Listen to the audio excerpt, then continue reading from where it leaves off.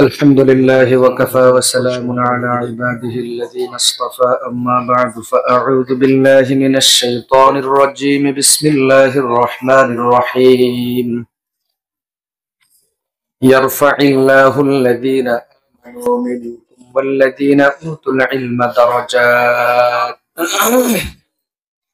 وقال النبي صلى الله عليه وسلم إن الله يرفع بهذا الكتاب أقواما ويضع به آخرين صدق الله مولانا العظيم وصدق رسوله النبي الكريم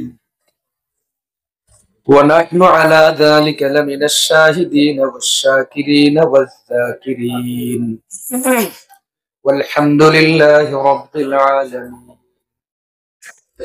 سبحانك لا علم لنا إلا ما علمتنا إنك أنت العليم الحكيم তফুরা খাতুন নুরানি তালিমুল কোরআন মাদ্রাসার আজকে 2025 সালের প্রথম সবকের দিনে উপস্থিত হযরতে উলামায়ে কেরাম, মুরব্বিয়ানে ইজাম, অভিভাবক অভিভাবিকা, সামাজিক এবং রাজনৈতিক নেতৃবৃন্দ এবং আজিজ তালিবুল ইলম ভাই ও বোনেরা, বিশেষ করে রামপুরের নিসবতের উপস্থিত বুজুর্গ উলামায়ে কেরাম, আল্লাহ তাআলার দরবারে শুকরিয়া আদায় করছি যিনি আমাকে আপনাদের সামনে এই মহতি মুবারক জলসায় শামিল হওয়ার তৌফিক দান করেছেন। শুকরিয়া আদায় করি আলহামদুলিল্লাহ। সময় অনেক দীর্ঘায়িত হয়ে গেছে, 12টার মধ্যে সব আয়োজন শেষ করার কথা ছিল, কিন্তু বিভিন্ন কারণে অনেক দেরি হয়ে গেছে। এজন্য আমি কথা বেশি লম্বা করব না, 10 মিনিটের ভিতরে ইনশাআল্লাহ আলোচনা শেষ হবে। এরপরে আমাদের আরো প্রোগ্রাম আছে, পুরস্কার বিতরণী আছে, দোয়া আছে। আমি এখানে যতক্ষণ বসছি ফোন রিসিভ করতে করতে আমি বিরক্ত, কিছু কাটি দিছি, কিছু রিসিভ করছি, এজন্য সময় আর লম্বা করতে পারতেছি না, অল্প সময় কথা বলবো ইনশাআল্লাহ। তিরমিজি শরীফের ফাজাইলে কোরআনের অধ্যায় এবং কোরআনে কারীমের বিভিন্ন আয়াত সবগুলাকে একসাথে করে সহজে একটা বক্তব্য একসাথে শুনাইয়া দিই। এই বর্তমান পৃথিবীতে প্রায় 750 কোটি মানুষ এখন বসবাস করে। ধরেন এই 750 কোটি মানুষের মধ্যে একজন মানুষ শুধু বসে বসে দোয়া করতেছে, আর সবাই গাফেল, এক একজন এক এক কাজে আছে। গুনাহ করছে, নাফরমানি করছে, ওইটা বলি না, দুনিয়াবি কাজে আছে, এক একজন এক এক কাজে আছে। এই 750 কোটি মানুষের মধ্যে শুধু একজন মানুষ বসে বসে আল্লাহর কাছে দোয়া করতেছে। তাহলে রাসূলের হাদিস বলে, আল্লাহর কোরআন বলে, এই 750 কোটি মানুষের মধ্যে এই লোকটা, যেই লোকটা বসে বসে আল্লাহর কাছে দোয়া করে, এই লোকটা আল্লাহর কাছে সবচেয়ে বেশি দামি। আচ্ছা, তাহলে এর চেয়ে দামি কে? ওর চেয়ে দামি আছে একজন লোক বসে বসে জিকির করে। যে কোনো ধরনের জিকির, কোরআন হাদিসে বর্ণিত অনেক জিকির আছে, যে কোনো একটা জিকিরের মধ্যে লিপ্ত আছে, আর তার বিপরীতে 750 কোটি মানুষ দোয়া করতেছে।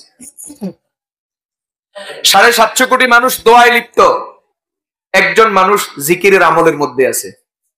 তাহলে রাসূল বলেন, এই লোকটা, যেই লোকটা জিকির করে, এই লোকটা আল্লাহর কাছে সবচেয়ে দামি ওই 750 কোটি মানুষ থেকে যারা আল্লাহর কাছে দোয়া করতেছে। আচ্ছা, এর চেয়ে দামি কেউ আছে? হ্যাঁ আছে। কে আছে? একজন লোক বসে বসে কোরআন তেলাওয়াত করে, আর তার বিপরীতে 750 কোটি মানুষ বসে বসে জিকির করে। জিকির নিঃসন্দেহে দামি আমল, কিন্তু এই 750 কোটি মানুষের জিকিরের তুলনায় ওই লোকটা আল্লাহর কাছে দামি, যেই লোকটা আল্লাহর কোরআন তেলাওয়াত করে। আচ্ছা, এর চেয়ে দামি কেউ আছে? আছে, আরো একজন আছে। কে? একজন লোক নামাজের মধ্যে দাঁড়ায় দাঁড়ায় কোরআন তেলাওয়াত করে। কোরআন তেলাওয়াত দুই রকম করা যায়, একটা হলো নামাজের বাহিরে, আর একটা হলো নামাজের মধ্যে। যেমন তাহাজ্জুদের নামাজ, তাহাজ্জুদের ভিতরে কোরআনে কারীম তেলাওয়াত করতেছে, আরেকজন বসে বসে কোরআন তেলাওয়াত করে। এরকম একজন নয়, 750 কোটি মানুষ সবাই যদি একসাথে নামাজের বাহিরে কোরআন তেলাওয়াত করে, আর তার বিপরীতে একজন মানুষ নামাজের মধ্যে কোরআন তেলাওয়াত করে, তাহলে আল্লাহর কাছে এই লোকটা ওই 750 কোটি মানুষের চেয়ে বেশি দামি। এর চেয়ে দামি কেউ আছে? আছে, আরো একজন আছে। কে? যেই লোকটা মানুষকে কোরআনের কথা বলে, মানুষের কাছে কোরআনের দাওয়াত পৌঁছায়, কোরআনের আহ্বান মানুষকে যেই লোকটা করে, যেই কোনো ভাবে হোক, গাট্টি মাথায় নিয়ে হোক আর গাট্টি ছাড়া হোক, তাবলীগ করে, দ্বীনের দাওয়াত মানুষের কাছে পৌঁছায়, দ্বীনের দাওয়াত মানুষের কাছে পৌঁছাইয়া দেয়। একটা লোক, তার বিপরীতে 750 কোটি মানুষ যারা নফল নামাজ পড়ে, আল্লাহর কাছে 750 কোটি নফল নামাজ পড়নেওয়ালা থেকে ওই একজন লোক বেশি দামি, যেই লোকটা মানুষের কাছে দ্বীনের দাওয়াত পৌঁছায় দেয়। এর চেয়ে দামি আছে? আছে, আরেকজন আছে। কে? একজন লোক জিহাদ করে। কি করে বলেন? জিহাদ করে, নিজের জান নিজের মাল আল্লাহর রাস্তায় ব্যয় করে, এলাহে কালিমাতুল্লাহর জন্য, এই দ্বীনকে আল্লাহর জমিনে প্রতিষ্ঠা করার জন্য আল্লাহর রাস্তায় জিহাদে নেমে পড়েছে। এই একটা লোক, তার বিপরীতে 750 কোটি মানুষ যারা তাবলীগের মেহনত করে, দ্বীনের দাওয়াতের কাজ করে, 750 কোটি মানুষের বিপরীতে যেই লোকটা আল্লাহর রাস্তায় জিহাদ করে, এই লোকটার দাম আল্লাহর কাছে সবচেয়ে বেশি। কার আসেনি? কার? শুধু একজন আছে। এই একজনের উপরে আর কেউ নাই। এ পর্যন্ত কয়জন বলছি? দোয়া করনেওয়ালা সমস্ত গাফেল মানুষ থেকে আল্লাহর কাছে উত্তম। 2, জিকির করনেওয়ালা সমস্ত দোয়া করনেওয়ালা থেকে উত্তম। 3, কোরআনের তেলাওয়াত করনেওয়ালা সকল জিকিরকারীর থেকে উত্তম। 4, নামাজের ভিতরে, নফল নামাজের ভিতরে, তাহাজ্জুদের ভিতরে কোরআন তেলাওয়াত করনেওয়ালা নামাজের বাহিরে সকল তেলাওয়াতকারীর থেকে উত্তম। 5, দ্বীনের দাওয়াত যে মানুষের কাছে পৌঁছায়, মুবাল্লিগ, তাবলীগের মেহনত যে করে, এর দাম আল্লাহর কাছে সকল নফল নামাজ পড়নেওয়ালা থেকে উত্তম। 6, জিহাদ করনেওয়ালা সকল মুবাল্লিগ থেকে আল্লাহর কাছে সবচেয়ে বেশি উত্তম। এর বাহিরে এখন আর একজন আছে, যার উপরে আর কোনো উপর নাই, যার উপরে শুধু নবী রাসূল আছে। এখন তো আর নবুয়তের যুগ নাই, নবী রাসূল হওয়ার তো আর কোনো সুযোগ নাই, এটা বন্ধ, এই সিলসিলা খতম হয়ে গেছে। এর উপরে যে আছে ওই পর্যন্ত যাওয়ার আমাদের পক্ষে সম্ভব না, এবং ওই পর্যন্ত পৌঁছার জন্য ব্যবস্থাও আল্লাহ তাআলা এই পৃথিবীতে রাখেন নাই। এই সব মানুষগুলির উপরে, সব নেককারের উপরে, সব আল্লাহওয়ালার উপর, সব মুমিন বান্দার সমস্ত নেকামলের উপর একজন মানুষের আমল আল্লাহর কাছে সবচেয়ে দামি। সে হলো কে? যে কোরআন শিখে এবং কোরআন শিখায়। সুবহানাল্লাহ বলেন। যে কোরআন শিখে এবং যে কোরআন শিখায়, এই লোকের দাম আল্লাহর কাছে এ পর্যন্ত যে 6 গ্রুপের কথা বলা হলো, সবার চেয়ে বেশি। কি পরিমাণ বেশি? রাসূল বলেন, ফাবাইনাহু ওয়া বাইনান নাবিয়্যিনা দারাজাতুন ওয়াহিদাতুন ফিল জান্নাহ।